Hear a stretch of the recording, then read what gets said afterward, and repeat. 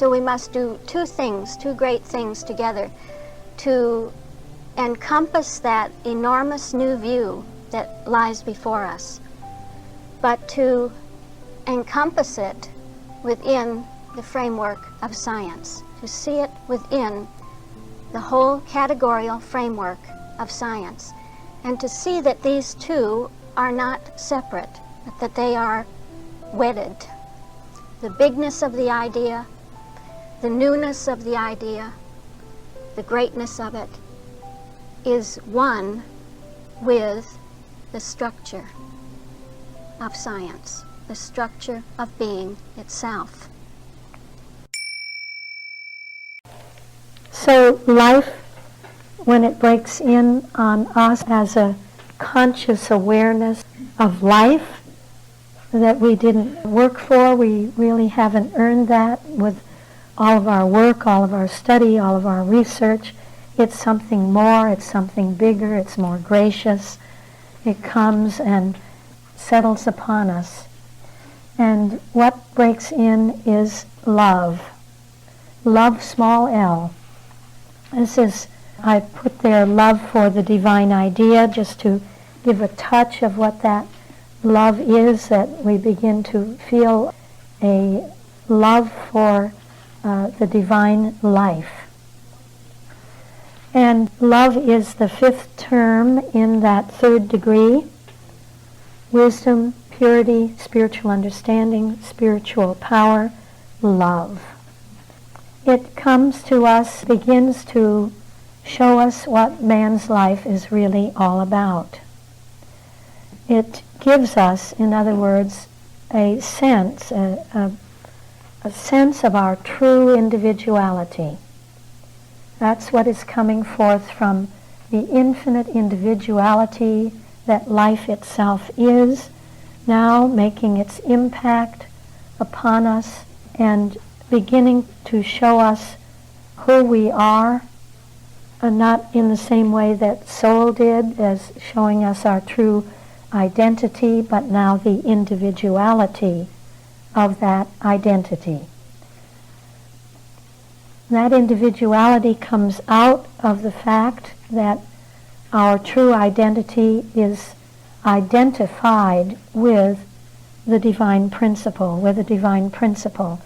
And whenever we are identified with the divine principle, we begin to experience the demonstration of that principle, the fullness of that principle, and that's life. And so our identity begins to show forth its own infinite individuality. So that we too, as life which is infinite individuality, we too have infinite individuality. We are not just one thing and the same thing all the time, and doing and saying and being the same thing all the time. There's something at the core of us as what we are, namely that we are the expression of the divine nature, of the system, that makes us what we are. But what we are has infinite individuality. It can individualize itself without measure, without limit. And this gives us the fullness, this will give us the fullness of life. As we understand that, we experience a full sense of life, not a static sense, not a limited sense, or a sense of lack or repetition or a meager sense of life, of living life, of being alive, but a fullness, you see, a fullness of life. And life breaks in with the inspiration of life. There's an influx, an inflowing of life within our consciousness, within our thought even. We experience the mutation of life. That's the outcome of the spontaneity of life, the creative impulsion of life. What does that do to us? It brings a mutation into our lives that mutation, that term mutation, really means that the law of cause and effect is broken. It's superseded or overformed by a law of mutation, the breaking in of life, life bringing something completely new without having to go through a process of cause and effect to bring it about. It breaks in. Whenever you have a mutation in the biological world or in any field, the breaking in of a new idea, you see, a new idea comes in, it breaks the old way of thinking, and this is going on really in every discipline, that you have the breaking in of an inspiration that is perhaps the beginnings of the complete mutation in that particular field. And don't be surprised if nobody likes you when you experience that. And nobody appreciates it at first. This is really what Thomas Kuhn wanted to bring out, and thank you for giving me that correct title to Thomas Kuhn's book, The Structure of Scientific Revolution, where he explains that revolution of paradigm and how a new change comes in. You see, that's just so much the sense of life, how life breaks into the existing paradigm. We all, in a way, have our own existing paradigm of life, don't we? What we think life is and what we think it should be and how it has to go, and it must go that way, and of course it goes that way every day and every week and every month and every year. We have the things that we do daily and weekly and monthly and yearly. And so we have our cycles, our mortal cycles, and in comes life and brings something completely new that we hadn't thought about, and wants to change that paradigm of life and lift it up, cause it to spiral upward, under the impact of the spontaneity and the impulsion of life. And that breaks the ordinary law, so-called law, of cause and effect. Because science will show us that true law of cause and effect is actually cybernetic. It's cybernetic. It has the calculus within it. It has a dynamic drive within it. It has the right set of elements to enable it to be a right cycle, a pattern for cycle, a method for bringing about the progression within a true cycling activity. And that breaks every mortal cycle. That's a law of demise to the mortal cycles, all of them. So the first breaking in of that new awareness, it brings the mutation of life. And with that mutation comes newness and exaltation, that we feel exalted. We feel there is something working that is exalting me above, lifting me higher in my understanding of being, exalting me above the mortal concept. We really touch a little bit of the bee, because we're feeling that which is breaking in is having an impact on the belief of what we have always thought life was, namely a mortal sense, a time sense. And then we would see that in at the point of the Christ, life as the Christ says, I bring you grace, I give you my grace. It's gracious. Life is gracious. That flow, that flood, that impulse, it can't be stopped. There's absolutely nothing that can stop it. Even that which you think you are, and all the beliefs that you're still working out. My flow and the flood of life is in spite of that. And not because of anything that you have done yourself. You are, what would you say? You are, I don't want to say the effect and not the cause, but what we experience really and what we are is the result of the impact of what being is, makes us what we truly are, and this is by grace. It's unearned by the human. That's the grace of life. And so life comes, and as Christianity, we see a tremendous sense of the outcome of that mutation and that newness and that exaltation and the reality, the fact of being under the grace of life, and that nothing can stop that or interrupt it. That what we experience as an outcome is that we feel that life just supplies us constantly, continually with ideas, that we're flooded with ideas, and that this is our support. This is what supports us, what carries us, what sustains us. It's our true provision. We begin to change our whole concept of what provision is.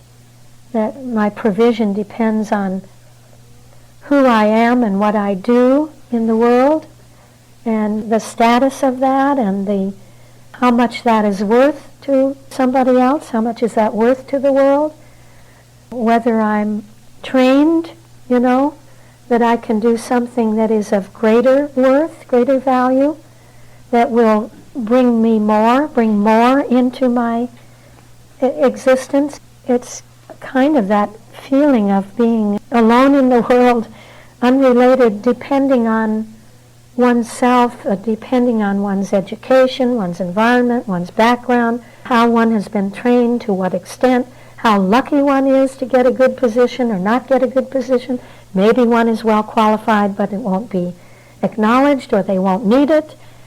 All these things, you see, are broken by what we see in Christian Science, that life is constantly coming to us, and there is no dependency on anything else but that fact, that life is supplying us with ideas, and we begin to learn to love the fact that that is my provision. Ideas are my provision. The newness of life provides me. What I see about the system, what I see that is new about the system, that is my provision. That supports me and sustains me. And it translates itself. We don't have to try to make it translate itself. It will translate itself, and you see that there are many other sub-levels within the level of Christian Science. It will translate itself to provide me with a situation that provides me with what I need to be provided for. Whatever that means in terms of dollars and cents and home and food on the table and so forth. That's all a translation of the higher fact. Let's take the higher fact so that we can experience the translatability of the higher fact and not be mesmerized by the lower questions, the questions that are raised at a lower level. How am I going to pay that light bill, that electric bill? That everything keeps going up and up and up in cost. But the income seems to be less and less and less, or none and none and none. And that I have certain responsibilities. Is life going to make me a responsible individual, a responsible citizen, a responsible parent, responsible for myself? Or am I going to become a weight, a burden on someone else, on society, on whatever? All these questions at the lower level can only be answered by what lies above, what truly lies above. And that's the provision and sustenance and maintenance of life that is continually breaking in on us at every moment. And that brings something out in our makeup that is coincident with life from the standpoint of Christianity. It's an outcome, and so we are experiencing more and more the rarefaction of thought, the rarefying of thought. That thought becomes pure in the sense of life, a kind of a purity at the point of life, a rarefying, that there's a raising of thought, a elevating of thought, higher and higher thought, as the mortal concept gives way and is resolved.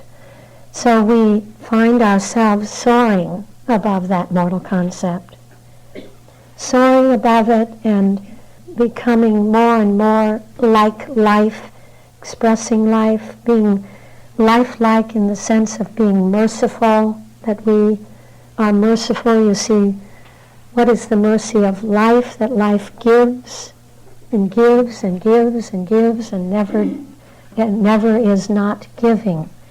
So we begin to reflect that we feel, and one feels that coming into one's life as one goes on, that you want to give.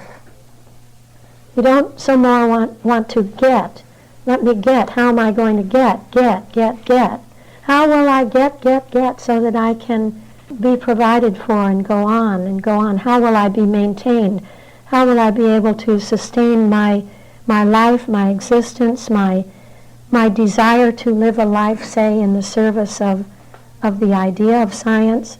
This raises big questions about provision and supply and so forth. But as one is just true to the system, to science, you reach a point where you feel like you don't need to get anymore in order to be what you are, to be able to do what you are, do what you do, which is to be what you are, that you feel more that you can give, that you can suddenly find, I can give. And since I've been giving in a certain way, but you begin to feel, I can give now in all these other ways that I thought I had to get. You see, this is some touch of that mercifulness of life. Of course, it has higher meaning too, that we always give to every situation and every individual and every case, the fullness of life, the allness of life in the sense of the fullness of the abundance of life, that we see that infinite individuality of life, that we can express that in every situation, that we can father every situation.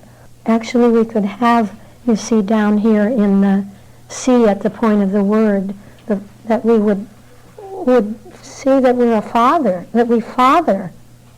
And what that means is what we're seeing here under Christianity, the expressing of the fullness of that fatherhood within us is the mercy of life, the giving of life, the constructiveness, the building up of never thinking of tearing down, never thinking of ridiculing, of being critical.